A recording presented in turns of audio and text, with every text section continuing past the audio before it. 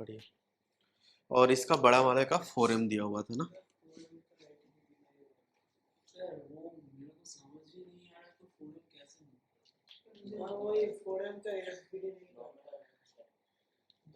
देखो देखो 4m कैसे मूव करेगा इंटरनल फोर्स के कारण, कि अब सोचो तुम्हारे पास गन और बुलेट देखे हो ना, बुलेट अगर सामने मूव करता तो गन को किधर मूव करना चाहिए, पीछे। तो इस पूरे सिस्टम में अगर ये एम लेफ्ट में मूव कर रहा है तो पूरे सिस्टम में से कुछ पार्ट को तो राइट में मूव करना होगा।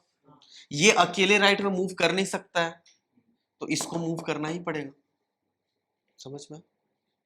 एक्शन रिएक्शन पेयर से नेट सिस्टम का एक्स एक्सिस में मोमेंटम बैलेंस रहना चाहिए, सब तरीके से दिख रहा है। फोर्सेस भी दिखेंगे, इधर सिर्फ टेंशन लग रहा है, ये टेंशन लग रहा है, कह के ये मूव करना स्टार्ट करेगा, फिर नॉर्मल नॉर्मल आएंगे, नॉर्मल बाद में आ रहे हैं। तो एक टेंशन यहां से तो दिख रहा है ना, जो इस 4m को बोल रहा है राइट में तो मूव करो ही करो। ठीक है, तो ये चीज। चलो आ जाओ, फ्री बॉडी डायग्राम बना करके अपना काम करना स्टार्ट करते हैं। 4m जो है उसका मैं मान लेता हूं कि राइट डायरेक्शन में एक्सेलरेशन ए नोट है।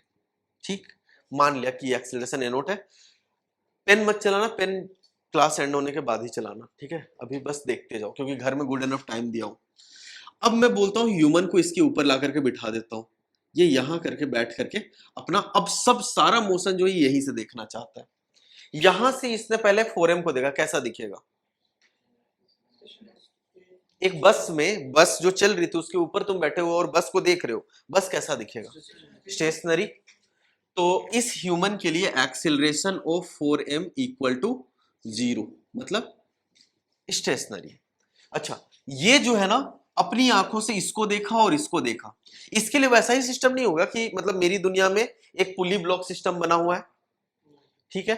तो ये इसने बोला कि ये नीचे A1 से ऐसे जा रहा है और ये A1 से लेफ्ट में जा रहा है। ये किसके रिस्पेक्ट में? सब इसके रिस्पेक्ट में, ठीक है ना? बढ़िया। तो इतना लगने के बाद अब इसने फ्री बॉडी डायग्राम डाल करके अपना एनालिसिस स्टार्ट करता है।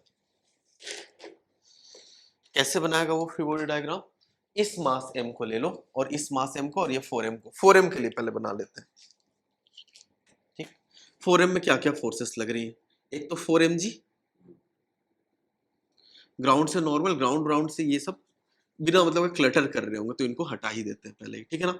वर्टिकल वाला चीज को हटा दिए सब 4m में। अच्छा, 4m में और क्या फोर्सेस लगेंगे? एक तो टेंशन वहां स्ट्रिंग वाला दिख रहा है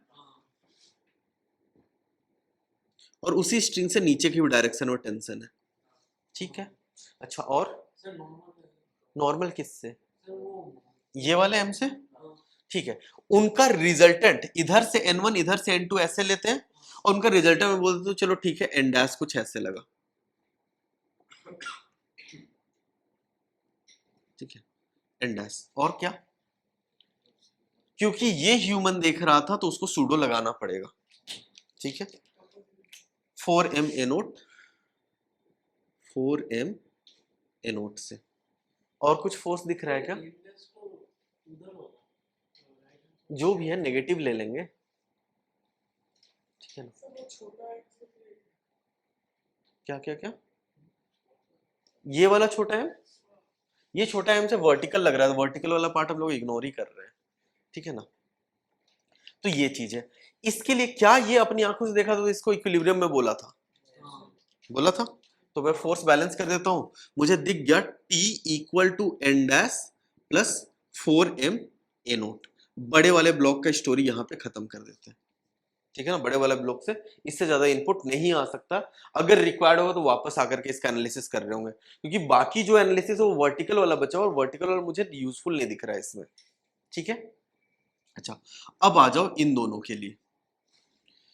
ये जो मास m है, ये जो मास m है, इस पे क्या क्या फोर्सेस लग रही है? जो मोशन है मुझे काम का तो एक्स एक्सिस वाला ही दिख रहा है, तो mg डाल ही देते हैं। mg यहां से लगा, नॉर्मल एन डैश इधर से लगा और टेंशन इधर लगा, और कोई फोर्स? सूडो फोर्स, बिल्कुल सही। सूडो फोर्स इसके हिसाब से एम ए नोट वाला पीछे की तरफ लगा, एम ए नोट। इतने फोर्स लगने के बाद इसका एक्सीलरेशन कैसा दिखा उसे? m इंटू a1 वाला, तो वो इक्वेशन लिख दे क्या यहाँ पे, तो t plus m into A naught equal to m into a1, equation 2। Good. अच्छा, अब बारी आती है इस वाले मास की, ठीक है, ये वाला मास, इस पे क्या क्या फोर्स लग रही, एक तो mg लगा, ऊपर टेंशन T लगा, और कोई फोर्स लेफ्ट राइट से जो नॉर्मल लग रहा था जिसको हम लोग एन डैश इधर लिए थे, उसका रिएक्शन आएगा क्या, रिएक्शन तो आएगा एन डैश राइट पे, और कोई फोर्स, सूडो फोर्स, क्योंकि यही देख रहा था ना, pseudo force m into A naught के बराबर। इतना होने के बाद इसका, ये अपनी आंखों से इसको देखा था तो कैसा दिख रहा था, नीचे जाता हुआ दिख रहा था, कितने से, a1 से। इसका भी इक्वेशन लिख के निपटा देते हैं। मुझे तो दिख रहा है N dash equal to m A naught के बराबर।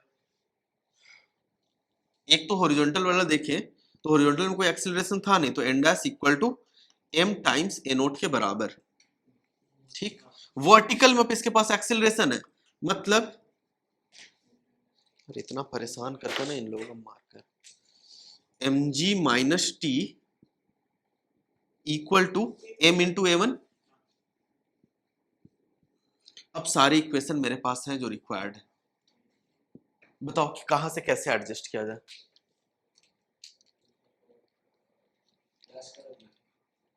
इसको और इसको ऐड करता हूं तो टेंशन टेंशन कट जाएगा और ए नोट और ए1 के टर्म्स में रिलेशन बचेगा। लेकिन यहाँ पे कहाँ कहाँ कहाँ,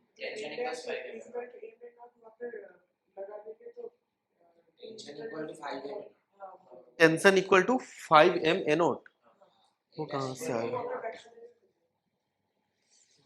पहले ये वाला ऑपरेशन करने बोल रहे हो 1 और 2 का, पहले 1 और 2 का ऑपरेशन करते हैं, ठीक है। 1 और 2 को ऐड करने बोल रहे हो ना, 1 और 2 को ऐड करते तो टेंशन कट जाएगा, और mg plus m A naught equal to 2m a1, mg plus m A naught equal to 2m a1। इसके आगे फिर क्या बोल रहे हो,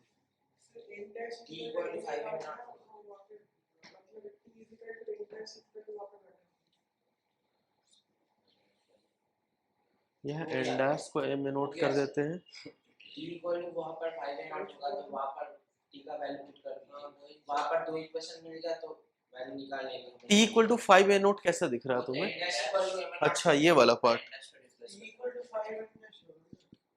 5m ए नोट, ये ना, एन डैश कितना था m ए नोट के बराबर, बहुत बढ़िया। अब ये टेंशन को उठा करके यहाँ रखने के लिए बोल रहे हो, लेकिन हमें तो ए नोट चाहिए,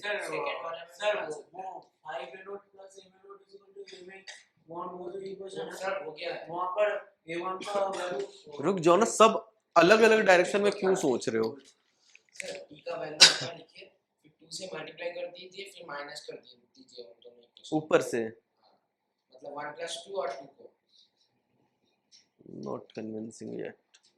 मतलब हम लोगों को क्या चाहिए, ए नोट चाहिए, मतलब ए1 नहीं चाहिए, बोलो।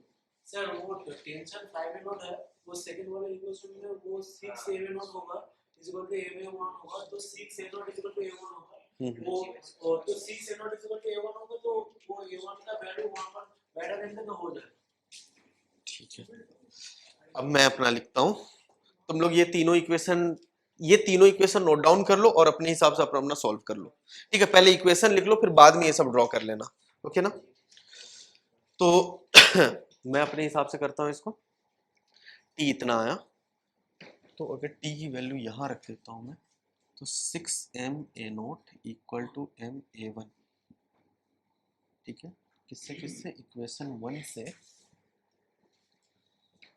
प्लस इक्वेशन 2 से एंड इक्वेशन 2, ये मिल गया। इसको मैं उठा करके यहाँ पुट कर देता हूँ, g/11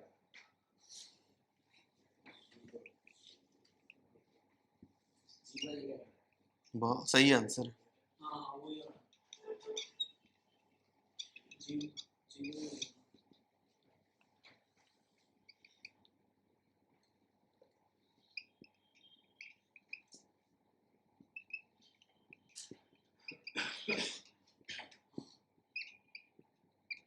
G/11।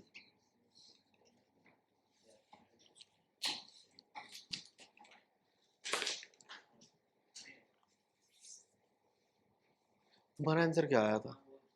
कुछ कैलकुलेशन मिस्टेक? अच्छा एक बात बताओ, तुम लोग को बहुत सिंपल क्वेश्चन नहीं लगा ये? सर ये सिंपल ही था लेकिन वो मेरे को समझ नहीं आया कि सर एक और क्वेश्चन है वो थोड़ा दिखा देंगे मतलब ऐसे ये वाला क्वेश्चन सिंपल लगा ना? हाँ क्यों सिंपल लगा? क्योंकि न्यूटन लॉस को एज इट इज अप्लाई किए। अगर तुम्हें 4m नहीं चल रहा, वो मना होता ना, फिर भी ए नोट डाल करके देखो, सारा एनालिसिस करो, ए नोट की वैल्यू 0 आ जाती है। अगर मूव नहीं कर रहा होता तो ए नोट की वैल्यू 0 आ जाती। ठीक है ना? सर वही समझ अरे ठीक है, अगर इसमें बोला हुआ है कि फाइंड एक्सेलरेशन ऑफ 4m, तो डायरेक्ट 0 नहीं दिख रहा है, इसलिए डायरेक्ट 0 पुट करके थोड़ी सॉल्व करेंगे। एक मान लो, एज्यूम कर लो ए नोट से चल रहा है, सॉल्व करो, फिर ए नोट की वैल्यू 0 आ जाएगी अगर वो मूव नहीं कर रहा होगा तो।